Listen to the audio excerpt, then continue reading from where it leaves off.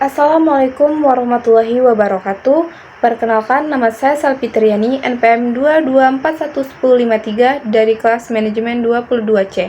Di sini saya akan menjelaskan tentang konsep dasar etika. Pengertian etika.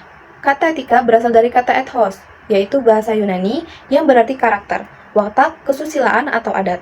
Sebagai suatu subjek, ketika berkaitan dengan konsep yang dimiliki oleh individu ataupun kelompok, untuk menilai apakah tindakan-tindakan yang telah dikerjakan itu salah atau benar, baik atau buruk. Etika adalah refleksi dari self-control, karena segala sesuatunya dibuat dan diterapkan dan untuk kepentingan kelompok itu sendiri. Etika disebut juga filsafat moral, cabang dari filsafat yang berbicara tentang tindakan manusia.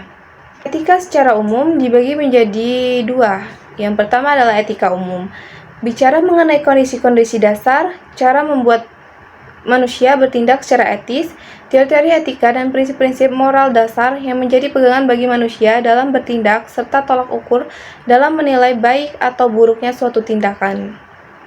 Yang kedua, etika khusus, merupakan penerapan prinsip-prinsip moral dasar dalam bidang kehidupan yang khususnya penerapan ini bisa berwujud bagaimana saya mengambil keputusan dan tindakan dalam bidang kehidupan dan kegiatan khusus yang saya lakukan, yang didasari oleh cara, teori, atau prinsip moral dasar, bagaimana saya menilai perilaku saya dan orang lain dalam bidang kegiatan dan kehidupan khusus yang dilatar belakangi oleh kondisi yang memungkinkan manusia bertindak etis, cara bagaimana manusia mengambil suatu keputusan atau tindakan, dan teori, serta prinsip moral dasar yang ada di baliknya.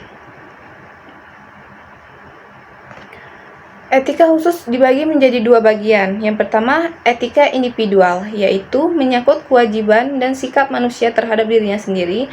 Dan yang kedua, etika sosial, yang berbicara mengenai kewajiban, sikap, dan pola perilaku manusia sebagai anggota umat manusia.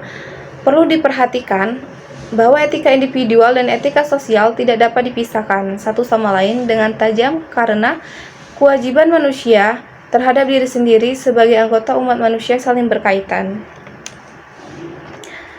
Ada juga hubungan nilai, normal, dan sanksi. Kajian nilai dan etika, pembahasan yang berkaitan dengan konsep nilai sebenarnya merupakan kajian yang sangat besar secara substansial dengan persoalan etika. Oleh karena itu, kajian